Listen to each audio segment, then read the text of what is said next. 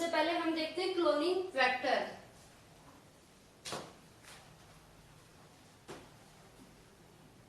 Cloning vector, तो cloning vector है वो क्या होते हैं? क्लोनिंग वेक्टर वो मॉलिक्यूल होते हैं, वो स्मॉल डीएनए होते हैं जो कि सेपरेटली किसी सेल के अंदर प्रेजेंट होते हैं, एक्स्ट्रा क्रोमोजोमल होते हैं, वो हमेशा एक्स्ट्रा क्रोमोजोमल होते हैं, स्मॉल होते हैं और वो इंडिपेंडेंटली रेप्लिकेट करते हैं। ये मानते हैं हम एक सेल है, ये मानते हैं हम एक सेल है, सेल के अंदर उसका न्यूक्लियस होता है, या अगर हम बैक्टीरियल सेल मानते हैं तो उसके अंदर उसका न्यूक्लियस नहीं होता है। मानते हैं हम एक बैक्टीरियल सेल है, उसके अंदर उसका खुद का डीएनए है, ये है बैक्टीरियल डीएनए। बैक्टीरियल डीएनए, ये उसका बैक्टीरियल डीएनए या जो जीनोमिक डीएनए होता है वो है। इसके अलावा एक एक्स्ट्रा डीएनए प्रेजेंट होता है, मोस्टली वो सर्कुलर होता है, मोस्टली वो सर्कुलर होता है, कभी कभी लाइनर भी हो सकता है, तो इसे बोलेंगे हम वेक्टर डीएनए। वेक्टर डीएनए, इसे बोलेंगे हम वेक्टर डीएनए। ये वेक्टर डीएनए है या इसे क्लोनिंग वेक्टर भी बोला जाता है। क्लोनिंग वेक्टर भी बोला जाता है। ये क्लोनिंग वेक्टर है, ये जो डीएनए है ये हमेशा स्मॉल होगा, सर्कुलर होगा और इंडिपेंडेंटली ये मल्टीप्लाई करेगा या रेप्लिकेट करेगा। चाहे बैक्टीरियल डीएनए या बैक्टीरियल सेल डिवाइड हो या ना हो, इसकी मल्टीपल कॉपीज बनती रहती है, 2 बन गई, 4 बन गई, 8 बन गई, इसके मल्टीप्लीकेशन है वो कंटिन्यूअसली हमेशा होता रहता है। ये होते हैं क्लोनिंग वेक्टर।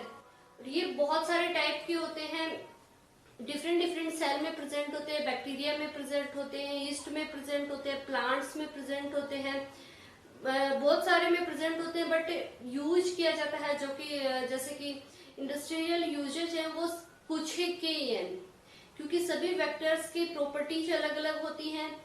सभी वेक्टर्स के अंदर जो क्लोनिंग की साइट्स होती है वो डिफरेंट होती हैं, तो जो जिस फील्ड के लिए यूज कर रहे हैं वो उसी फील्ड के वेक्टर यूज करेंगे। काफी वेक्टर आइडेंटिफाई किए गए हैं। वेक्टर्स की साइज डिपेंड करती है कि उसके हम क्या एप्लीकेशन कर सकते हैं।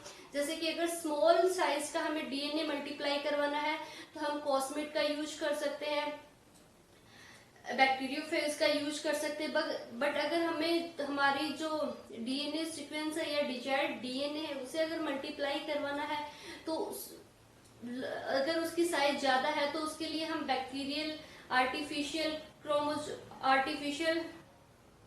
बीएसी, अगर हमारे डिजायर्ड डीएनए सीक्वेंस की साइज ज्यादा है तो बीएसी बैक्टीरियल आर्टिफिशियल क्रोमोजोम और ईस्ट आर्टिफिशियल क्रोमोजोम है वो काफी बड़ी जो साइज के डीएनए होते हैं उनकी मल्टीप्लीकेशन के लिए या उसके बहुत सारी कॉपीज बनाने के लिए यूज किए जाते हैं। ये क्लोनिंग वेक्टर है, डिफरेंट टाइप के होते हैं on the basis of their use. तो बहुत सारे क्लोनिंग वेक्टर होते हैं, तो हम उनमें से कौन सा सेलेक्ट करते हैं? हम उनमें से क्लोनिंग वेक्टर है वो मोस्टली सर्कुलर होते हैं, तो क्लोनिंग वेक्टर में से हम उन क्लोनिंग वेक्टर को यूज करते हैं, या गुड क्लोनिंग वेक्टर वो होता है जिसमें एक रेस्ट्रिक्शन साइट या कटिंग साइट होती है, वो एक पर्टिकुलर एंजाइम के लिए एक ही साइट हो, एक पर्टिकुलर एंजाइम के लिए एक ही साइट हो, उसे बोलते हैं good cloning vector. Good cloning vector उसे बोला जाता है गुड क्लोनिंग वेक्टर, या उसे प्रीफर करते हैं क्लोनिंग के लिए, यूज करने के लिए उसे प्रीफर किया जाता है। देन हम देखते हैं डिफरेंट टाइप ऑफ वेक्टर किस किस सेल में प्रेजेंट होते हैं, उसके बेसिस पे बहुत सारे वेक्टर हैं। तो different types of vector,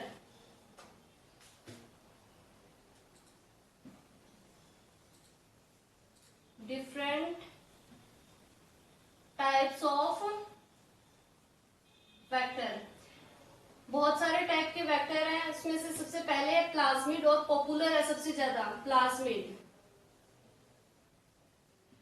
plasmid सबसे ज्यादा पॉपुलर है, मोस्ट कॉमनली प्लाज्मिड ही यूज किया जाता है। Second one is the bacteriophage lambda.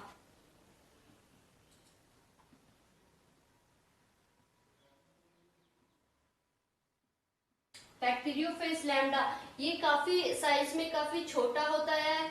अगर छोटी साइज को हमें कॉपी करवाना है तो बैक्टीरियोफेज लैम्डा को यूज किया जाता है। नेक्स्ट है बैक्टीरियोफेज M13। Bacteriophage M13।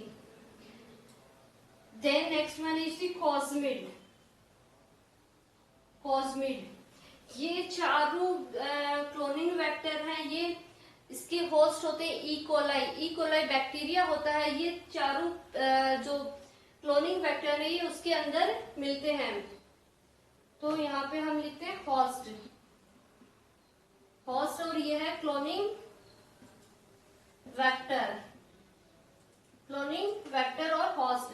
तो ये चारों हैं plasmid, bacteriophage lambda, bacteriophage M13 and cosmid. ये चारों मिलते हैं ई कोलाई के अंदर।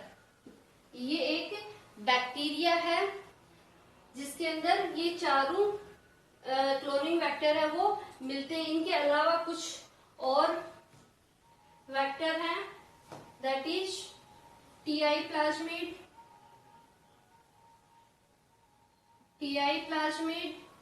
PBR 322 plasmid. ये दोनों भी काफी पॉपुलर है। TI प्लाज्मिड और PBR 322 ये दोनों भी काफी पॉपुलर है और इन दोनों का होस्ट है प्लांट। ये प्लांट के अंदर से आइसोलेट किए गए या प्लांट सेल के अंदर ये दोनों प्रेजेंट होते हैं, TI प्लाज्मिड और PBR 322। देन आता है bovine papilloma virus. Bovine papilloma virus BPV। ये है मेमेलियन सेल से आइसोलेट किया है या ये मेमेलियन सेल के अंदर प्रेजेंट होता है। मेमेलियन सेल के अंदर ये बोवाइन पेपिलोमा वायरस प्लाज्मिड है, ये प्रेजेंट होता है, ये सॉरी क्लोनिंग वेक्टर है, ये प्रेजेंट होता है। PBR 322 और TI प्लाज्मिड है, ये दोनों प्रेजेंट होते हैं प्लांट सेल के अंदर। Plasmid, bacteriophage lambda, bacteriophage M13 और कॉस्मिड प्रेजेंट होते हैं ई कोलाई के अंदर। ये बैक्टीरिया है। तो ये बहुत ज्यादा इंपॉर्टेंस रखते हैं क्योंकि बहुत बार ऑब्जेक्टिव में पूछा जाता है कि बैक्टीरियोफेज लैम्डा है वो किसके अंदर मिलता है। ऑप्शन होते हैं E coli, plant, mammalian cell and all. तो इसके अंदर सही आंसर होगा ई कोलाई। बैक्टीरिया के अंदर ये बैक्टीरियोफेज लैम्डा है, ये प्रेजेंट होगा। तो ये बहुत बार एग्जाम्स के ऑब्जेक्टिव टाइप क्वेश्चन में पूछा जाता है। देन हम डिस्कस करते हैं प्लाज्मिड के बारे में। हम डिस्कस करते हैं प्लाज्मिड क्या होता है। एक्स्ट्रा क्रोमोसोमल जेनेटिक एलिमेंट होता है जो कि बैक्टीरियल सेल के अंदर प्रेजेंट होता है। प्लाज्मिड क्या होता है, बैक्टीरियल सेल के अंदर प्रेजेंट होता है। ये एक बैक्टीरियल सेल है जिसका ये खुद का बैक्टीरियल जीनोम है। ये है बैक्टीरियल जीनोम, ये है बैक्टीरियल सेल,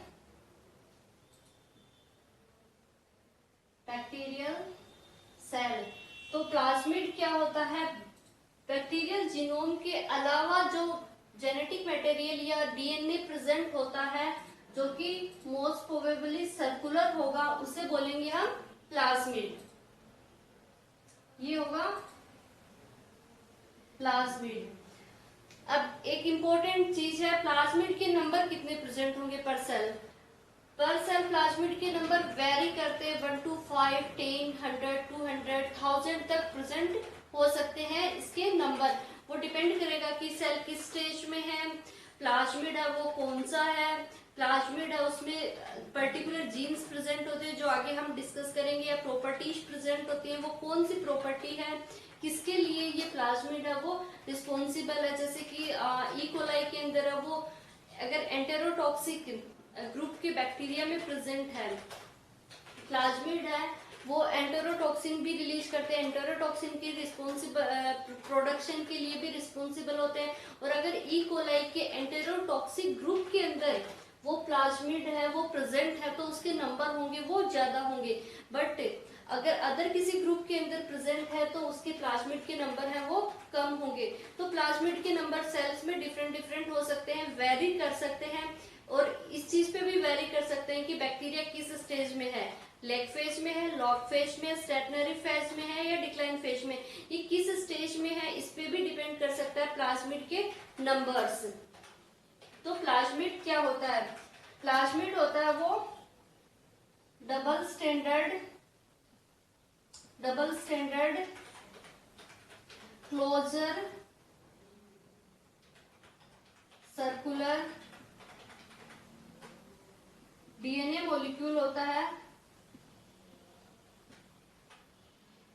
डीएनए मॉलिक्यूल होता है, और इसकी जो साइज है वो 1 किलोबाइट से 200 किलोबाइट तक हो सकती है। साइज होती है 1 किलोबाइट से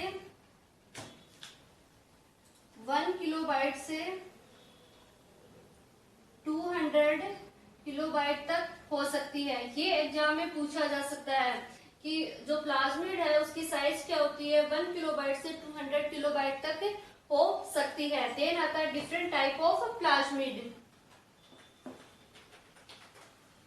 डिफरेंट टाइप ऑफ प्लाज्मिड, तो प्लाज्मिड है वो किस चीज के लिए रिस्पॉन्सिबल है, इसके बेसिस पे बहुत सारे टाइप के हो सकते हैं। जैसे कि resistant to antibiotic, resistant to antibiotic, resistance हो सकता है, उसमें पर्टिकुलर जीन प्रेजेंट हो सकता है एंटीबायोटिक के रेजिस्टेंस के लिए। Then production of antibiotic,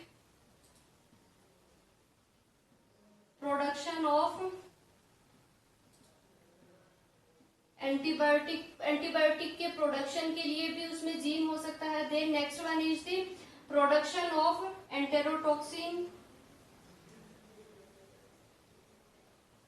production of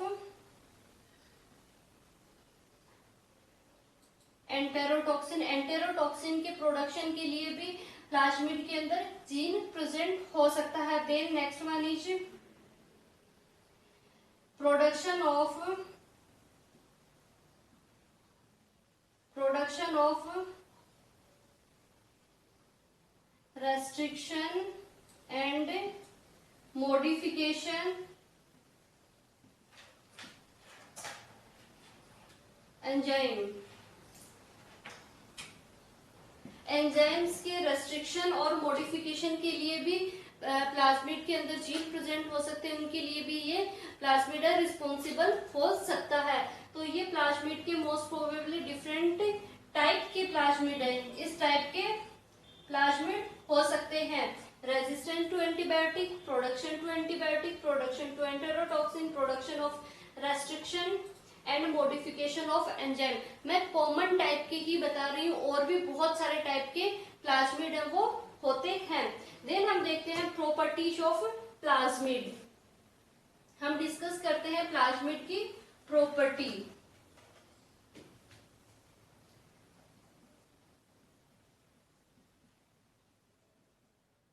property of plasmid, तो प्लाज्मिड की सबसे अच्छी प्रॉपर्टी क्या है, ये स्मॉल इन साइज होता है। साइज में ये सबसे छोटा होता है, ये बहुत छोटा होता है, ताकि ये इजीली बैक्टीरियल सेल के अंदर, अगर हम आर्टिफिशियली भी बैक्टीरियल सेल के अंदर इंसर्ट करवा सकते हैं तो ये साइज में बहुत छोटा और इजीली हम इसे इंसर्ट करवा सकते हैं। तो इसकी सबसे पहली प्रॉपर्टी क्या है, स्मॉल इन साइज। साइज में ये बहुत छोटा होता है, कितना होता है 1 किलोबाइट टू 200 किलोबाइट। ये रेंजेस है डिफरेंट डिफरेंट प्लाज्मिड के। मैं एग्जांपल बताऊंगी। डिफरेंट डिफरेंट टाइप के प्लाज्मिड होते हैं, तो में कुछ प्लाज्मिड है वो 1 किलोबाइट के होंगे, कुछ होंगे वो 200 किलोबाइट के प्लाज्मिड है वो होंगे। देन नेक्स्ट प्रॉपर्टी क्या है,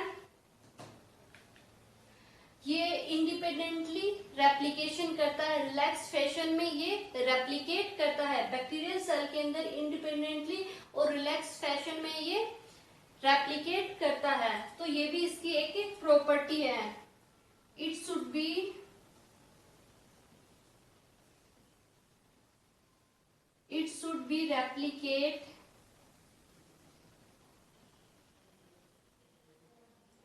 replicate in a relaxed fashion। ये रिलैक्सली रेप्लिकेट करता है। देन आता है नेक्स्ट, इसका प्रॉपर्टी आती है कि इसमें सुटेबल मार्कर्स प्रेजेंट होते हैं जिसे इसे इजीली डिटेक्ट किया जा सकता है, इजीली बैक्टीरियल सेल के अंदर आइडेंटिफाई किया जा सकता है। तो किसी न किसी प्लाज्मिड में, हर एक प्लाज्मिड कम से कम एक सुटेबल मार्कर तो प्रेजेंट होता ही होता है। एक से ज्यादा भी हो सकते हैं, बट मिनिमम एक सुटेबल मार्कर तो प्रेजेंट होता ही होता है। जैसे किसी एंटीबायोटिक के लिए ससेप्टेबल है कुछ प्लाज्मिड, कुछ प्लाज्मिड वो किसी एंटीबायोटिक के लिए रेजिस्टेंस है। ऐसे ही बहुत सारे मार्कर प्लाज्मिड के अंदर प्रेजेंट होते हैं। तो next one is the, it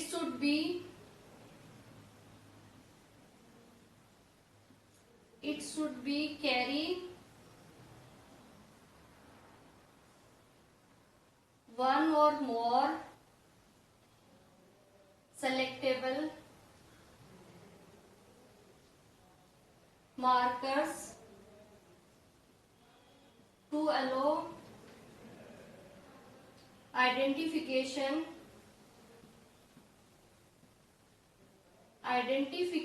of transformed and to maintain plasmid in bacterial population, maintain plasmid in bacterial population।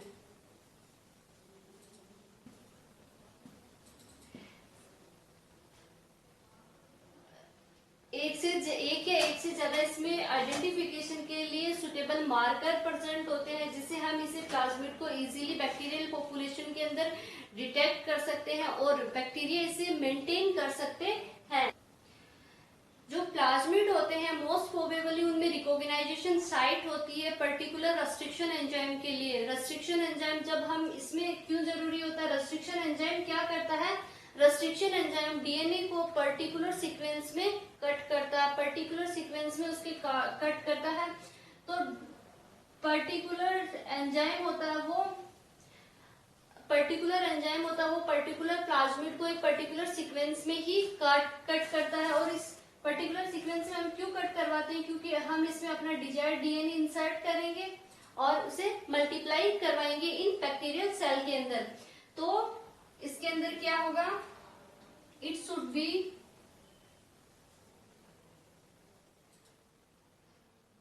Should be single recognition